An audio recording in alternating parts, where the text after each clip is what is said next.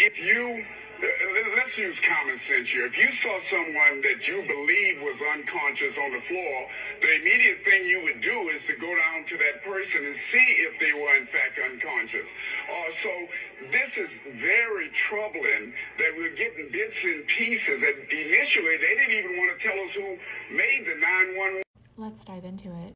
Okay, so also, when did we get rid of him? When did we get rid of this former detective that was doing all of this? Did we get rid of him on purpose because he was pointing out very alarming things going on in this case? Because I feel like he just fell off. Because it's exactly what he was doing. He is a former investigator, so he knows how to secure a crime scene. He knows how to do all of those things, and he was noticing, like, hey, what are we doing here? What's going on? And then what happened to him? Also, if you were sleeping in the same room as your friend, like you said you were, why did you text her at 10:23? Why are we texting? What did we text Bethany at 10:23 when we're in the same exact room as her, scared for our lives? Bethany's supposed to be sleeping at this point because she woke up at 7 and took Advil, and she passed back out until 11:56, per her own words. Also Dylan, but apparently Dylan, I mean, look at all this phone activity. This is even more phone activity than what we have released. And I'm just curious, where in this phone activity does anybody feel that anybody was terrified and unable to leave a bedroom to even use the restroom? Also, for the people that are commenting and saying that the hazing and the other stories that are involved in fraternities and sororities are nothing compared to this, pause, because yes, they are. If you see your friend, your roommate, your friend, someone that you consider a best friend, on the ground, after you've known they've been out all night, you don't know what they could have taken, you don't know how much they had to drink, and you see them lying on the floor, and you choose to blatantly ignore that person, go downstairs, lock yourself in another bedroom, and do absolutely nothing to assist that person, you should be held responsible for that. You should be held responsible for that. Xana was seen multiple times lying on the floor. Multiple times. And not one single person went to go help her, Bethany included. Because don't you dare tell me that Dylan didn't run down to Bethany's room and say that she saw Xana lying on the floor. And now we have two people that are choosing to do absolutely nothing or go check on their friends to make sure that Xana's okay. Like, is Xana unconscious? What's going on with Xana? She's also lying on her back. And we have two people that chose to do absolutely nothing to help her.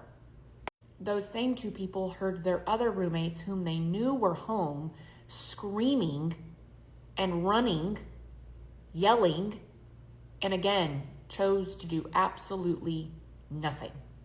Not one thing.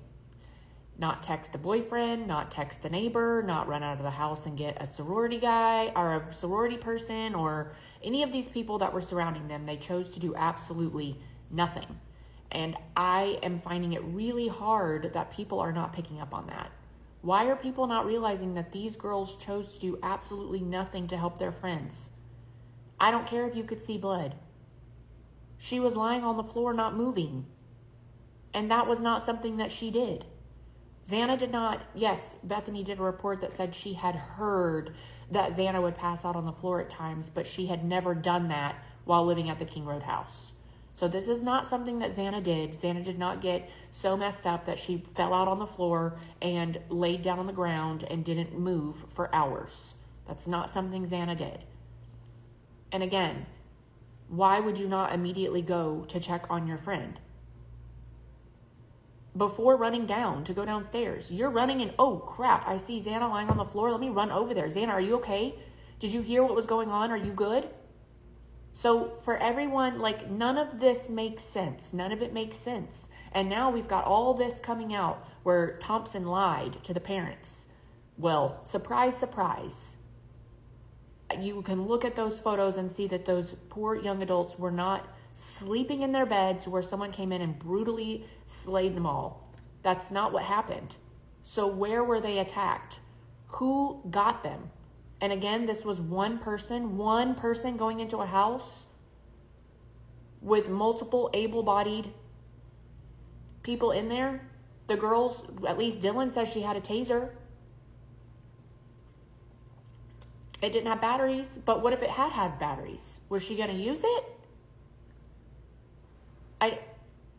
I'm just not understanding, again, how one person goes into a house unknown of how many people are there, because you have to remember there were parties literally surrounding this house all night. Parties everywhere. Parties across the street, behind the street, over there, Blake Avenue. There were parties all over the place.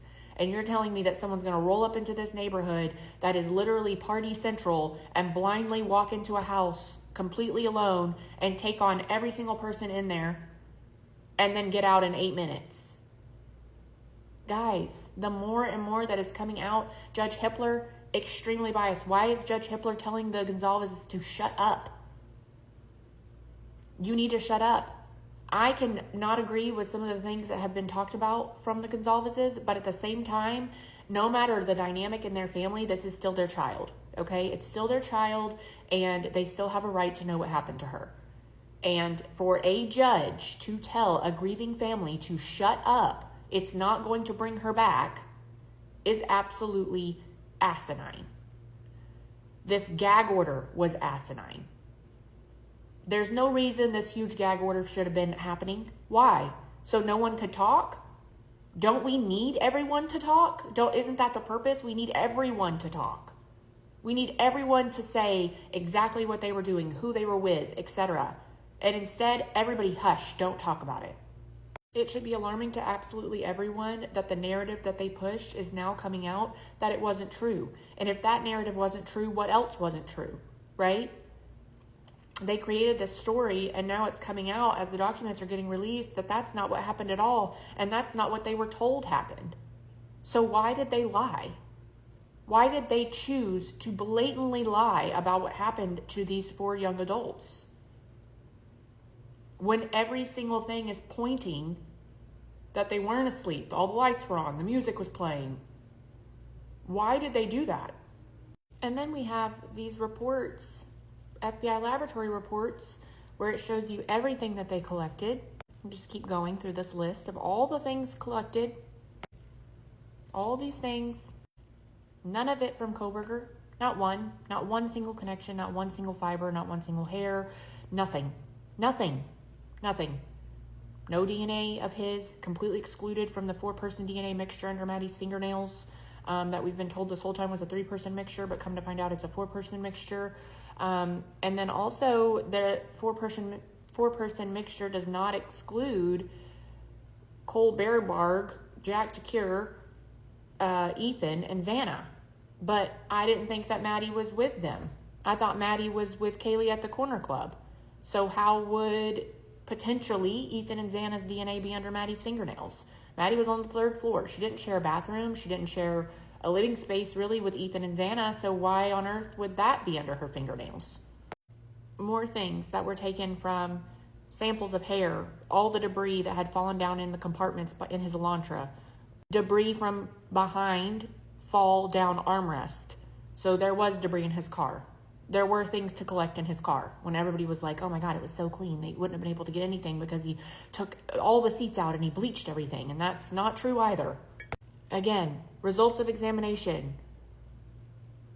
Nothing.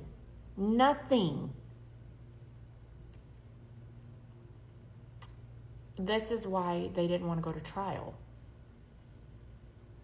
I'm just unsure as to why Ann Taylor got her client to want a plea deal.